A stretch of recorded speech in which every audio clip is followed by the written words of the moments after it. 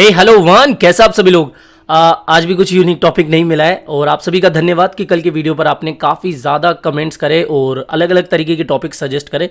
But मैं भी search कर रहा हूँ या तो कुछ ऐसे छोटे मार्केट कैप वाले कॉइन्स की लिस्ट आपके साथ शेयर करूँ जिससे कि आप कम समय में बहुत ज़्यादा प्रॉफिट ले सको उन कॉइन से, लेकिन वो सच में प्रॉफिट देने वाले हो, ऐसा नहीं कि लगाया पैसा भी चल जाए। ठीक है, तो भले ही थोड़ा सा लेट आ जाए वीडियो, लेकिन हाँ ढंग से रिसर्च करना जरूरी है। और दूसरी चीज़ कि थोड़ा डेली मनी मेकिंग टेक्निक्स के ऊपर मैं अभी रिसर्च कर रहा हूँ जो सच में काम करती हो, ऐसे नहीं फालतू में। चलो इन सबको छोड़ते हैं, आज काम चलाते हैं सिर्फ मार्केट से आने वाली कुछ न्यूज़ अपडेट्स का, बिटकॉइन का थोड़ा एनालिसिस करेंगे। तो लेट्स स्टार्ट द वीडियो। बार बार के थक गया हूं कि टेलीग्राम को ज्वाइन कर लिया करो, बट इसके बावजूद काफ़ी लोग टेलीग्राम को ज्वाइन नहीं करते। भैया कर लो, फ्री फोकट का है, ज़्यादा डिस्टर्ब भी नहीं करता हूं मैं अब आपको। तो सीधा वीडियो को शुरू करते हैं। एक न्यूज़ आज थोड़ी सी वायरल हुई थी, ठीक है, फेसबुक से शुरुआत होती हुई टेलीग्राम पे, फिर ट्विटर पे, फिर वीडियोस बन चुके हैं। और देखो गलतियां हो जाती है, तो ऐसा कमेंट में जाकर किसी को गाली वाली मत देना, गलतियां इंसान से ही होती है। और हो सकता है कि जल्दबाजी के चक्कर में कुछ न्यूज़ अपडेट किसी ने शेयर कर दी हो, तो सभी रिस्पेक्टेड है, अपने ही भाई लोग हैं। तो यहाँ पर देखो बात क्या है कि ये जो न्यूज़ अपडेट थी ना, ये वाली न्यूज़ अपडेट देख ली होगी आपने। फाइनेंस मिनिस्ट्री एक्चुअली ये वीडियो मैंने करा हुआ था 1 साल पहले, इसलिए जैसे मुझे ये न्यूज़ अपडेट मिली 1 सेकंड के अंदर माइंड में क्लिक हो गया कि भाई ये तो पुरानी अपडेट है। और मैंने लगभग मॉर्निंग में ही इसके ऊपर वीडियो बना दिया था 9-10 बजे के आसपास आते आते, और आपने ये वीडियो देख लिया होगा। तो ये ओल्ड न्यूज़ है, ठीक है, लेकिन इससे इंपॉर्टेंट बात जो कि अभी लोग नहीं कर रहे हैं वो मैं डिस्कस करने वाला हूँ, और वो काफ़ी इंपॉर्टेंट है क्योंकि अभी ये जो बिटकॉइन इधर उधर देखो, बिटकॉइन जो है ना अभी भी 17,000 के आसपास ही मंडरा रहा है। और यहां पर कल हमने डिस्कस करा था कि इसका ब्रेकआउट हुआ तो अगेन 17,000 के ऊपर हम बीटीसी को देख सकते हैं, लेकिन ये तो 17,150 के आसपास से ही फिर से नीचे जाता हुआ हमें दिख रहा है। अब यहां पर देखो ये वाली ट्रेंड लाइन, अच्छा ये चार्ट देख लो, पुराना वाला है, कुछ छेड़खानी इसमें नहीं करी मैंने। ये जो ट्रेंड लाइन है ना बहुत दिनों से हमारी बनी हुई है, और अभी भी मैं यही एक्सपेक्ट करके चल रहा हूं कि भाई साहब ये इस यहां तक तो आए एटलीस्ट इसी ट्रेंड लाइन के आसपास, या फिर इससे थोड़ा सा ऊपर लेवल होंगे 16,700 16,800। यहां पर एक बार सपोर्ट कंफर्म हो जाए और फिर यहां से हम थोड़ा सा इसको ऊपर जाते हुए वापस से देख सकते हैं 17,500 600 या फिर मे बी पॉसिबली 17,800 तक, ठीक है। तो यहां पर ये जो ट्रेंड लाइन है ना अभी भी इसके लिए एज अ सपोर्ट काम करेगी। ओके, तो ये टेक्निकली बात होगी, लेकिन यहां पर एक डेटा जो कि कल निकल के आया टेलीग्राम पर, जैसे ही डेटा आया उसके 3 या 4 मिनट के अंदर मैंने शेयर कर दिया था, थोड़ा सा लेट था, कल रिसर्च में थोड़ा सा टाइम निकल गया। देखो ये वाला डेटा जो कि था यूएस का जो पेरोल डेटा है, अनएम्प्लॉयमेंट रेट है, उसका डेटा। अब ये डेटा हमें क्या बता रहा है, ध्यान से सुनना, और ये काफी इंपॉर्टेंट बात है, इसको हल्के में मत लेना, क्योंकि जिस बात का डर था ना वही डेटा निकल के आया है। अनएम्प्लॉयमेंट रेट क्या होती है, बेरोजगारी दर, ठीक है, जैसे कि तैसी है पिछले बार की तरह ही।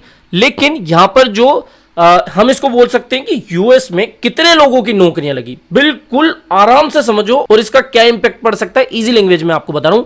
यूएस के अंदर जो जॉब्स है ना पिछले महीने इतनी थी 2,84,000 के आसपास, अब कितनी है 2,63,000 के आसपास, जो कि कहीं ना कहीं कम है, लेकिन जो एक्सपेक्टेशन थी ना 2 लाख के आसपास उससे कहीं गुना ज्यादा है। अब ये क्या मतलब हुआ, ये तो कहीं ना कहीं पॉजिटिव बात है ना, लोगों की नौकरियां लग रही है। अब इसको इस तरीके से समझो कि लोगों को ज्यादा नौकरियां मिलना, लोगों की जॉब्स ज्यादा लगना फेड के लिए मुश्किल का काम हो सकता है, बिकॉज फेडरल रिजर्व अभी अनाउंसमेंट कर चुका है। जो पोवेल साहब की स्पीच भी हुई थी उससे भी हमें यही संकेत मिले थे कि भाई साहब जो इंटरेस्ट रेट है ना वो इस महीने हम कम कर सकते हैं, कर ही नहीं है, उन्होंने ये कहा है, सिर्फ वर्बली बोला है कि भैया हम कर सकते हैं इंटरेस्ट रेट। लेकिन ये जो पेरोल डेटा निकल के आया है, ये जो जॉब रेट का डेटा निकल के आया है ना एक्सपेक्टेशन से ज्यादा, यहां पर देखो इसको भी जाके देख लेना, सीएनबीसी टेलीविजन ने भी इसको कवर करा है कि अनएक्सपेक्टेड था और ये ज्यादा है, जो कि कहीं ना कहीं फेडरल रिजर्व को जो रेट हाइक है उसके लिए थोड़ा मजबूर कर सकता है।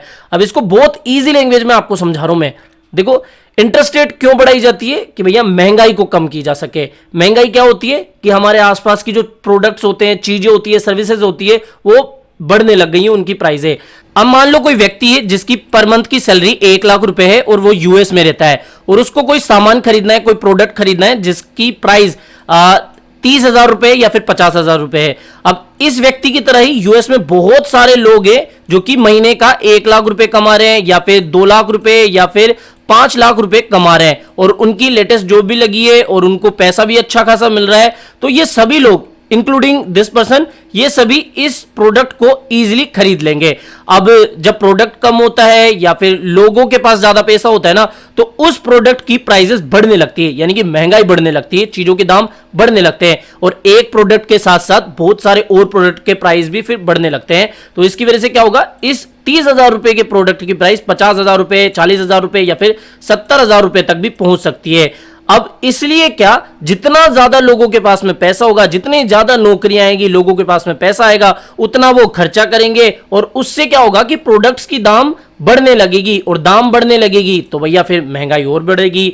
तो इसलिए फेडरल रिजर्व टेम्पररी अभी ये नहीं चाहता कि लोगों को अभी ज्यादा नौकरियां ना मिले और लोग जो है बचत की तरफ जाए, ना कि खर्चे की तरफ, ठीक है। और यूएस में देखो कुछ ऐसा कल्चर है कि लोग जितना कमाते हैं ना, खर्चा भी उस हिसाब से करते हैं और बचत पर ध्यान देंगे और ऑटोमेटिकली फिर प्रोडक्ट एंड सर्विसेज को लोग खरीदेंगे नहीं, जिससे कि उनकी प्राइसेस घटने लगेगी और इससे इन्फ्लेशन भी कम होगी। समझ में आया मैंने क्या कहा? तो इसलिए लोगों की जो ये इतनी एम्प्लॉयमेंट बढ़ रही है, लोगों को इतना जो पैसा मिल रहा है, उनकी जॉब्स लग रही है, ये थोड़ा फेडरल रिजर्व के लिए एक चिंताजनक बात होगी। अब फेडरल रिजर्व इंटरेस्ट रेट क्यों बढ़ाता है? क्योंकि लोग जो है लोन कम ले, ठीक है। मान लो मेरी 1 लाख की तनख्वाह है, यहां पर मैं 5 लाख की गाड़ी लेना चाहता हूं, तो मैं 1 लाख का तो जुगाड़ कर ही रहा हूं मंथली। अब मैं क्या करूंगा, बैंक से लोन लेने चल जाऊंगा, ठीक है। सपोज 2 लाख का, 4 लाख का, जितना भी XYZ, तो मैं लोन लेने चल जाऊंगा और लोन की अगर इंटरेस्ट रेट कम हुई तो मेरा मन तो यही करेगा ना, यार ठीक ठाक इंटरेस्ट रेट आ रही है तो लोन ले लेते हैं। और अगर इंटरेस्ट रेट ज्यादा आई तो मैं लोन नहीं लूंगा तो इस गाड़ी को भी परचेस नहीं कर पाऊंगा और इस गाड़ी के फिर दाम थोड़े घटने लग जाएंगे। तो बेसिकली ये होता है फंडा।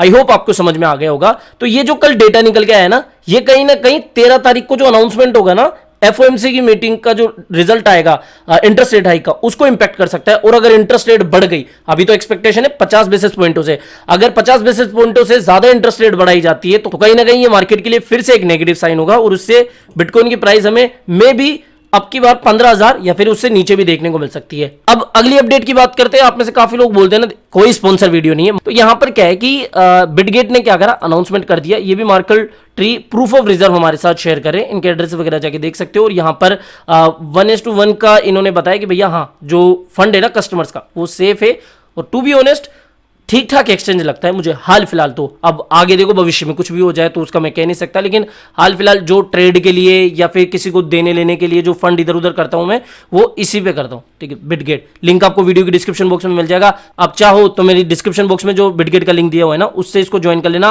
और अगर आपको ये प्रोमोशनल एक्टिविटी लग रही है तो भैया छोड़ दो इसको। मैं तो ये कह रहा हूं मत करो बिटगेट को, बिटगेट बकवास एक्सचेंज है, ठीक है। इसके अलावा काफी लोग पूछते हैं कि भैया डोज के बारे में कुछ बताओ, डोज के बारे में तो कोई अपडेट ही नहीं दे रहे, अपडेट कोई आ ही नहीं रही, तो कोई जबरदस्ती व्यूज लेने के लिए अपडेट ऐसे नहीं दे सकते। लेकिन टेक्निकली अब बात करोगे ना, यहां पर मैंने साफ साफ, अच्छा पिछले वीडियोस को जाके देख लेना यकीन ना हो तो, ठीक है।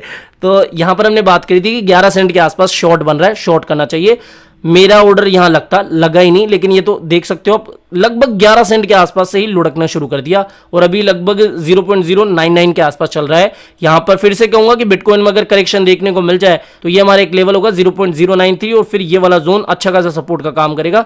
यहां पर मिले क्विक लॉन्ग लेना, लेकिन ध्यान रखना बिटकॉइन की हालत किस तरीके से चल रही है, ठीक है। तो यहां पर से एक पॉसिबल बाउंस बैक हमें देखने को मिल सकता है, जो कि 8 सेंट वाला जोन है। ओके, अब डोज की अपडेट दे दी तो शिवा वाले नाराज हो जाएंगे। देखो कोई काम की न्यूज अपडेट अभी तक नहीं आई है, ना ही कोई ब्रेकिंग अपडेट आई है, इसलिए इसके बारे में मैं कोई अच्छे से आपको बता नहीं रहा हूं। लेकिन आप सिंपल सा समझो, पिछले 24 नवंबर से 25 नवंबर से जो शिबा इनू है वो 951 या फिर 94849 इस ही लेवल से टकरा रहा है, बार बार रेजिस्टेंस इसी लेवल से मिल रहा है। सिंपल सी बात, लॉन्ग के लिए मैंने आपको बोल दिया, ये पूरा जोन पकड़ के चलो, इसमें मिले स्पोर्ट में उठाओ या फिर यहां पर आप लॉन्ग बना सकते हो, ठीक है।